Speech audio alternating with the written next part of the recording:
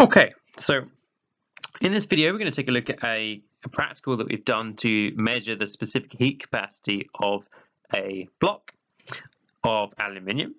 So with each slide at the bottom, you're going to see the things that we're going to address. So before I go through them, what you should do is with each slide, pause the video and see if you can do the things at the bottom of the screen, and then I'll show you how they're done. So to start off with, we're going to define resolution and identify the resolution of a thermometer. So have a crack at that, pause the video, then we'll take a look. All right, so I'm going to assume you've had a crack. So let's first of all define resolution. Resolution is the size of the smallest division on a measuring device. So on a thermometer, the resolution is 1 degree Celsius. So what you can see are the black lines, we call them markings. So a division is the distance between two adjacent or next to each other markings there. So you can see that they're 1 degree Celsius. Okay, so that's the resolution of a thermometer. So now what we're going to look at is the precision of the readings we can get from a thermometer and determine an appropriate one for a thermometer. So again, pause the video and have a crack. All right, so now you've had a go. Precision is the number of decimal places a reading is given to. And with a thermometer of resolution 1 degree Celsius, we can usually measure to the nearest 0.5 Celsius. We can make a judgment about whether it's exactly a degree or halfway in between. So typically, all of the readings will have 1 decimal place of precision. But because we can only measure the nearest half a degree Celsius, the first decimal place is only going to be a 0 or a 5. We can't be any more precise than that. Okay, so moving on. So in terms of using a thermometer, there are 2 strategies we need to employ to ensure that a thermometer reading is as accurate as possible. So see if you can come up with what those are and how they work, and then we'll take a look. All right, so the first thing we need to do when we're using a thermometer is we need to allow it time to take a reading. So these thermometers work by having a column of liquid that expands or contracts when its temperature changes, and that takes time. So if you put the thermometer in something and you want to know its temperature, you have to wait a short period of time before you actually take the measurement. The second thing is about something called parallax error.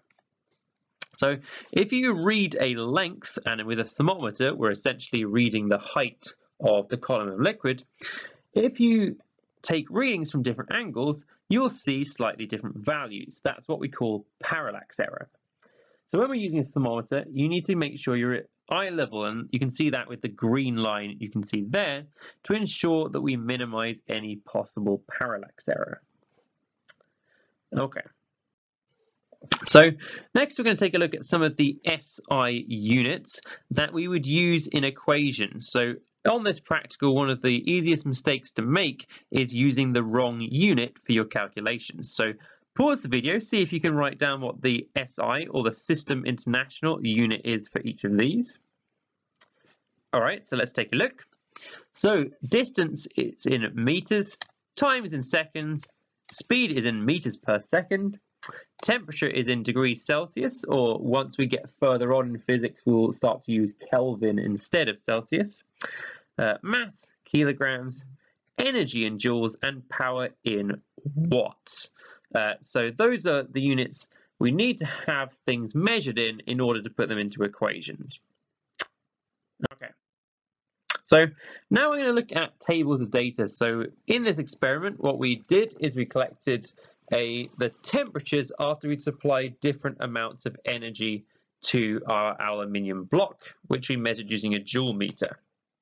So for an effective table, there are 3 things that I think you need to bear in mind. So see if you can identify what those 3 are, and then we'll take a look. Okay, so first one, all of the energies are measured to the nearest joule. So all of our energies should have no decimal places. All the temperatures have a should have a precision of 1 decimal place, and that decimal place should be either a 0 or a 5. And the units should be in the column heading and not in the table. So those would be the units that we should have for energy, temperature, and temperature rise. Okay. Okay, so now we've got data, we're going to think about plotting a graph. And before we can go anywhere, we need to identify the 3 types of variable that we have involved in the experiment. So see if you can do that now.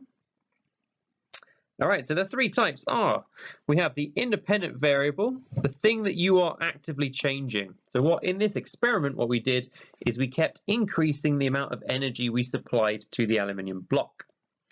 The dependent variable is the variable that changes as a result of that. So the temperature of the aluminium block is what changed because we supplied energy. And then the control variable is something that could affect the dependent variable, but you kept the same throughout. So we're thinking temperature of the surroundings would be important, the mass of the block might be important, all of those kind of things might be significant.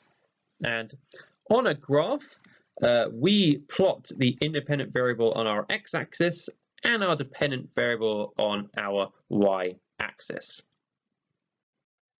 Okay, so now we're going to talk about the different types of data you can collect. There are 2 types. See if you can come up with what they are and how we define them. All right, so the first type, or the 2 types, are called continuous and categoric data. So continuous means data that can take any value. So there aren't fixed values that these can take. They can actually have any value.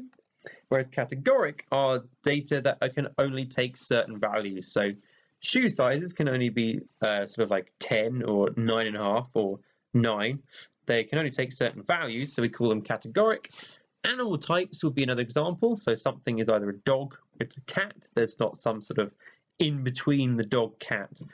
So you have very specific criteria. Okay, so this actually relates very strongly to the type of graph you plot. So if we have continuous data on both axes, what kind of graph are we going to plot? All right, so let's take a look. So if they're both continuous, we are going to plot a scatter graph, which is exactly what we would do in this experiment that we have done. So we just mark the points for each of the values, and the independent and dependent values make the coordinates of our scatter graph. So that's 2 sets of continuous data. Okay, so while we're talking about scatter graphs, let's at this point think of a really common mistake that people make with scatter graph. Do you know what that mistake is? Okay, well, I can tell you. The really common mistake people make is they just join up the points using straight lines like this, which is what you're taught to do in biology, which is a different discipline.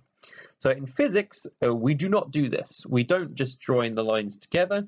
We will plot one line of best fit, usually a straight line or sometimes a curve.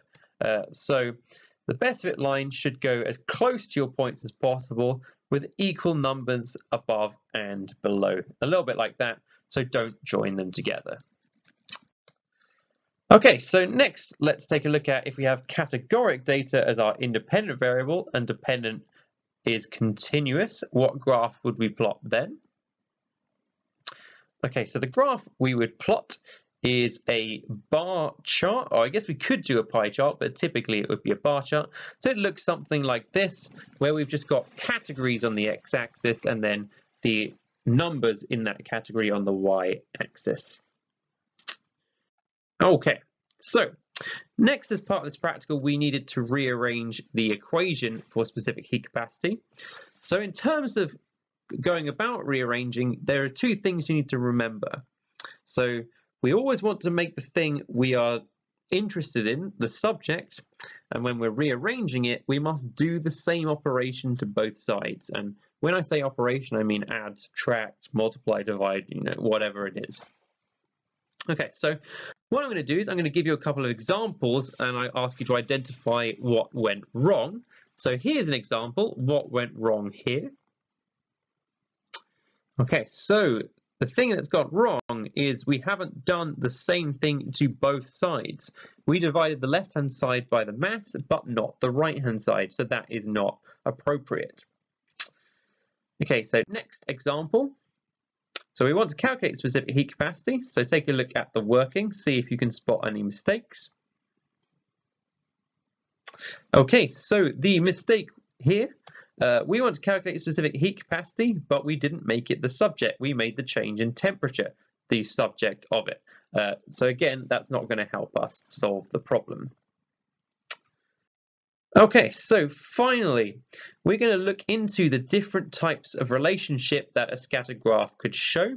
So see if you can think of any that we might come across and what those relationships are. All right, so the first relationship is a directly proportional one, which is a straight line that goes through the origin, which looks a little bit like this. The next type is a linear, a straight line that doesn't go through the origin, so something a little bit like that. We might have an inversely proportional relationship, and that means if you double the dependent variable will halve, which will look a little bit like this one here. And the final one we're going to look at this stage is an independent one, and an independent, what that means is the independent variable has no effect on the dependent variable, so we can change the independent all we like, the dependent stays the same. And those would be the 4 relationships you'd be expected to know at this point, and that completes this video.